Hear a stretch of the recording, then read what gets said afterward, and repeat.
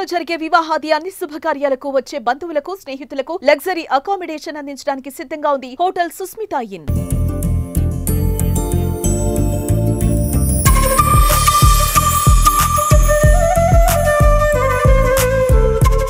పంచాయతీరాజ్ శాఖ మంత్రి సీతక్క గారిని కూడా కలిసి మేము రిప్రజెంటేషన్ ఇవ్వడం జరిగింది. అంతేకాకుండా పలుమార్లు హన్మకొండ బాలసముద్రంలోని కళాక్షేత్రం వేదికగా అనేక ఉద్యమాలు చేయడం జరిగింది. మేధావులతోటి, ప్రొఫెసర్లతోటి, అనేక రకాలైనటువంటి ఉద్యమకారులతోటి ఈ కళాకారుల ఆధ్వర్యంలో కూడా మీటింగులు పెట్టి ఆ కళాకారుల పేర్లను, అదేవిధంగా కళాకారుల విగ్రహాలను కళాక్షేత్రంలో ఉండాలని చెప్పి మేము డిమాండ్ చేయడం జరిగింది. కానీ ప్రభుత్వం ఇప్పటి వరకు కూడా స్పందించకుండా ఎవరైతే విద్యార్థి నాయకులు పోరాడుతున్నారో విద్యార్థి నాయకులను అక్రమంగా అరెస్ట్ చేయడం కూడా జరిగింది. ఇది ఖచ్చితంగా ప్రభుత్వం కావాలని చేస్తున్నట్టుగా మేము అనుకుంటా ఉన్నాం. ఎందుకనంటే తెలంగాణ ప్రభుత్వం గుర్తుపెట్టుకోవాలి, తెలంగాణ రాష్ట్రం వచ్చిందే కళాకారులతోటి. తెలంగాణ రాష్ట్రం కోసం పాటలు పాడిండ్లు, గజ్జలు కట్టుకొని ఆడిండ్లు, ధూమ్ధామ్ కార్యక్రమాలు కూడా చేసిండ్లు. ఈ కార్యక్రమాలలో ఎక్కడ కూడా స్థానం లేకున్నా, ఎక్కడ కూడా ఉద్యమంలో పాల్గొనకపోయినా అటువంటి వ్యక్తులను కళాక్షేత్రం పేరు పెట్టి కళాక్షేత్రం లోపల ఆయన విగ్రహం కూడా పెట్టడం జరిగింది. ఈ తెలంగాణ రాష్ట్రంలో ముఖ్యంగా వరంగల్ జిల్లాలో వరంగల్ పార్లమెంట్ స్థానం ఒక ఎస్సీ నియోజకవర్గం.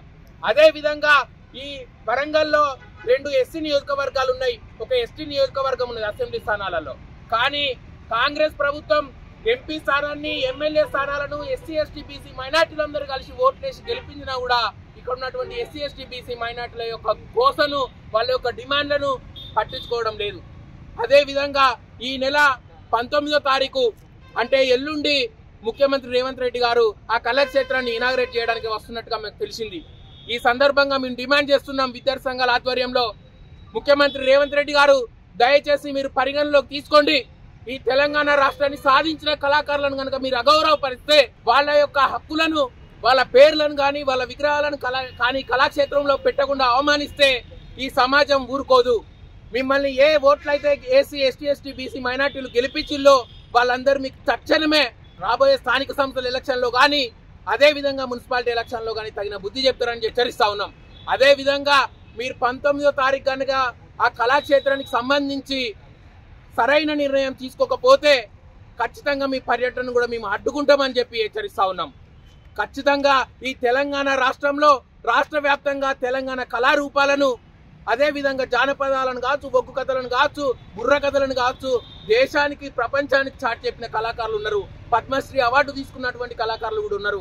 కానీ కళలకు సంబంధం లేనటువంటి ఒక వ్యక్తి పేరును, అదే విధంగా విగ్రహాన్ని అక్కడ పెట్టడాన్ని విద్యార్థి సంఘాలు అందరం డిమాండ్ చేస్తా ఉన్నాం. అది సరైన పద్ధతి కాదు. కళాకారులను అవమానిస్తే ప్రజలందరినీ అవమానించినట్టే. మీ ప్రభుత్వానికి తగిన బుద్ధి చెప్తాం, తగిన నిర్ణయం తీసుకోకపోతే రాబోయే ఎలక్షన్లో వెంటాడి ఓడిస్తామని చెప్పి తెలియజేస్తున్నాం. నా పేరు Dudapaga Naresh, South India student organisation రాష్ట్ర అధ్యక్షుడు. రేవంత్ రెడ్డి గారికి మరి ఈ హన్మకొండకు వస్తున్నటువంటి సందర్భంగా విద్యార్థి సంఘాల ఆధ్వర్యంలో విజ్ఞప్తి చేస్తూ ఉన్నాం.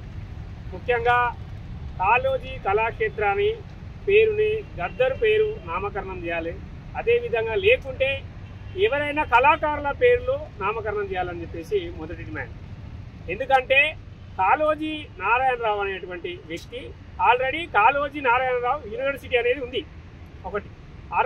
అదేవిధంగా కాళోజీ నారాయణ విగ్రహం కూడా ఉంది. ఇంకో విషయం ఏంటంటే రేవంత్ రెడ్డి గారు ప్రభుత్వం వచ్చిన తర్వాత టీఎస్ను టీజీ చేసిన సందర్భం మన కళ్ళమూట పడుతుంది. అదేవిధంగా ఎంలం మార్చినటువంటి సందర్భం ఉన్నది.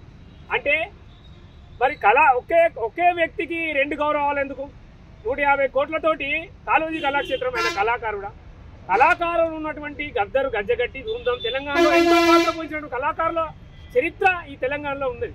కాబట్టి ఈ యొక్క కళాక్షేత్రానికి పేరు చేంజ్ చేయడంలో తప్పే ఉన్నది. ఎందుకంటే మరి కేసీఆర్ గ్లాస్మెంట్ నైట్ గ్లాస్మెంట్ అయినటువంటి చిన్న ఆ ఒక్క సందర్భంలోనే 150 కోట్లతోటి ఈ యొక్క కళాక్షేత్రానికి పెడుతుంది. ఎందుకంటే మరి అదే విధంగా చిందు ఎల్లయ్య కావచ్చు, ఇక్కడ వరంగల్ సారంగపాణి కావచ్చు, గద్దర్ కావచ్చు, కళాకారులు గజ్జగడ్డ కళాకారులకు కళాక్షేత్రం అని పెట్టాలి, లేదా తెలంగాణ కళాక్షేత్రం అని పెట్టండి, లేదా కళాకారుల కళాక్షేత్రం అని పెట్టండి. కానీ ఒకే వ్యక్తికి 2 ఇష్టం వచ్చిన గౌరవాలు ఇస్తే ఇక మిగతా కళాకారులు ఉన్నారు, ఎస్సీ ఎస్టీ బీసీల కళాకారులు ఉన్నారు. కాబట్టి మేము గత 4 నెలలుగా మేము రిప్రజెంట్ చేసినాం, పోరాటాలు చేసినాం, అరెస్టులు అయినాం, అంతా కూడా రేవంత్ రెడ్డి గారి దృష్టిలో ఉన్నది.